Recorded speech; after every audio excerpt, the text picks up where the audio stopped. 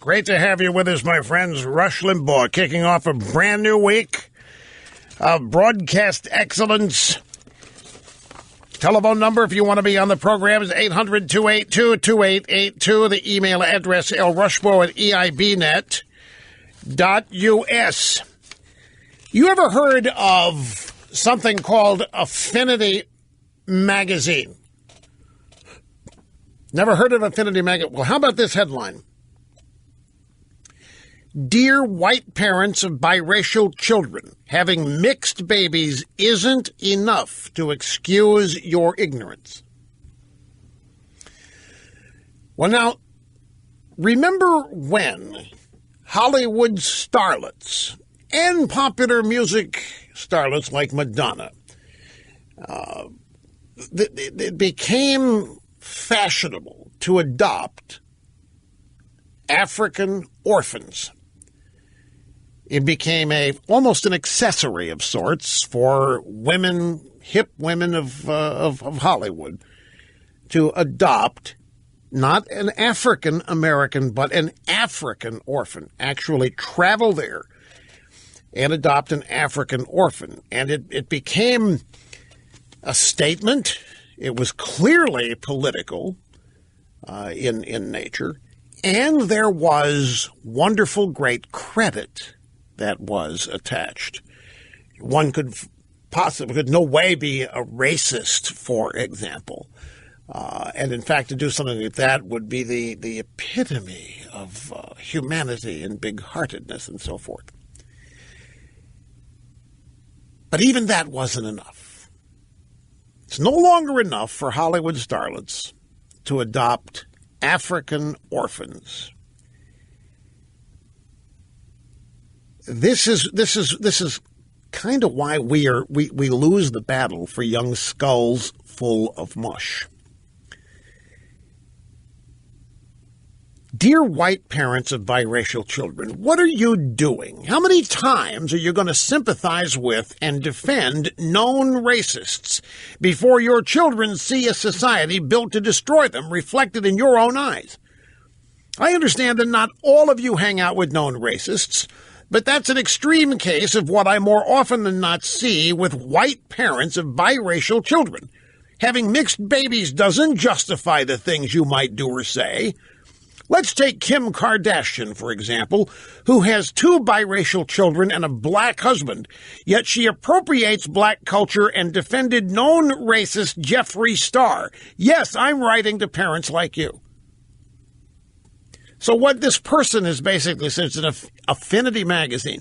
You don't get to cancel your racism by marrying an African American and having mixed race kids. That's not going to buy you anything. You can't skate out of your racism by doing that. You realize there's nothing, the way this is headed, there's nothing anybody can do to demonstrate that they're not racist. Because no matter how far you go, it's always going to be said to be artificial. It's no different. Remember when David Koch of the billionaire and hated Koch brothers donated something like $25 or $50 million to a New York hospital.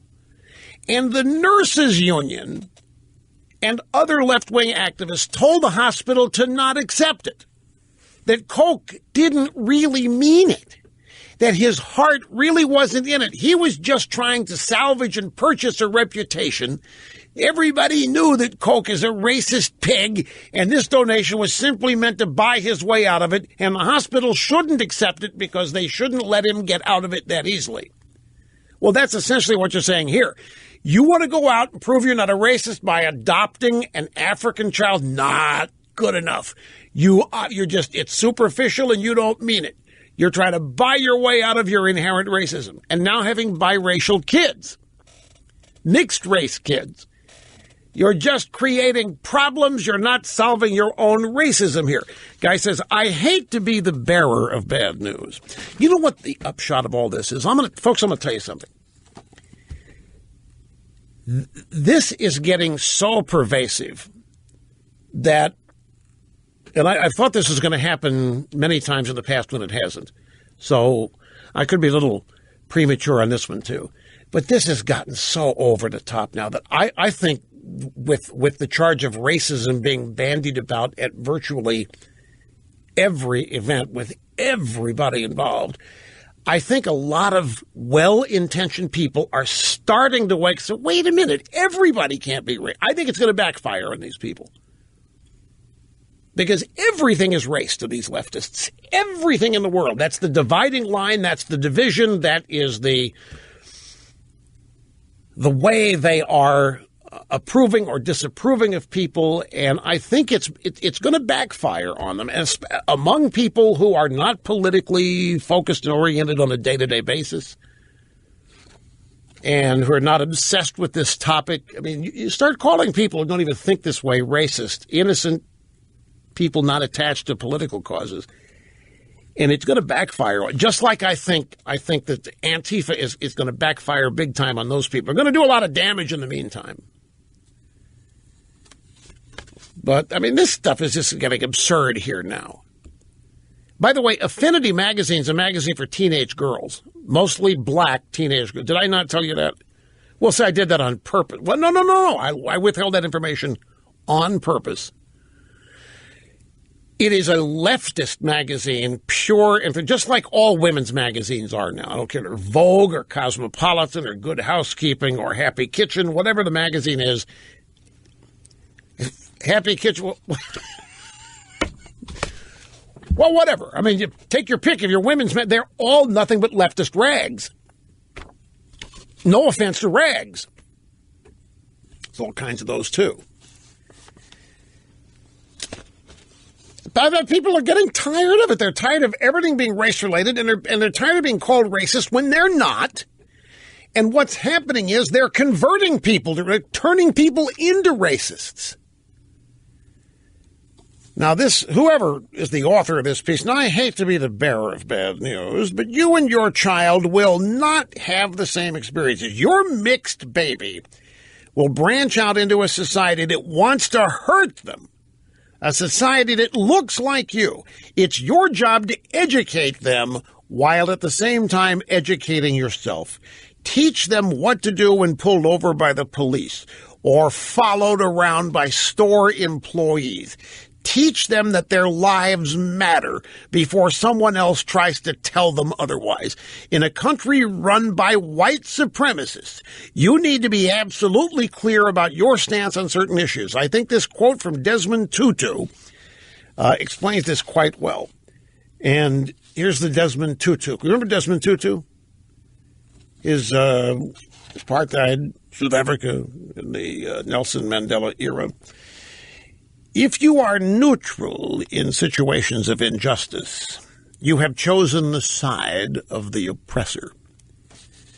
This is especially relevant to you, writes this author, because while you're busy being comfortable and complacent, your mixed-race child is forced to have an opinion on any topic even remotely related to their racial identity. And because they'll be grappling with this constant weight on their shoulders, you too will need to grow accustomed to it. So when the latest news headline boasts, insert child's ethnicity person committed this crime, do not direct... No wonder these kids are screwed up. You know, there's no wonder that Colin Kaepernick is screwed up.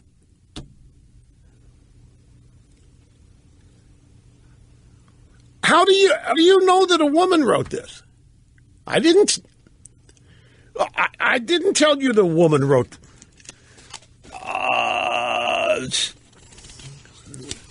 Okay, you're right, but she's a junior high school student in Portland. She's not a teacher. The person that wrote this is a junior high school student advising parents on mixed-race babies and how it's not buying them anything, and how if they don't raise their kids black, it's going to screw them all up. That's exactly right. Yep, right. That's exactly. Now, where did she get these ideas? You know, all this, nobody is born thinking this way. I don't believe.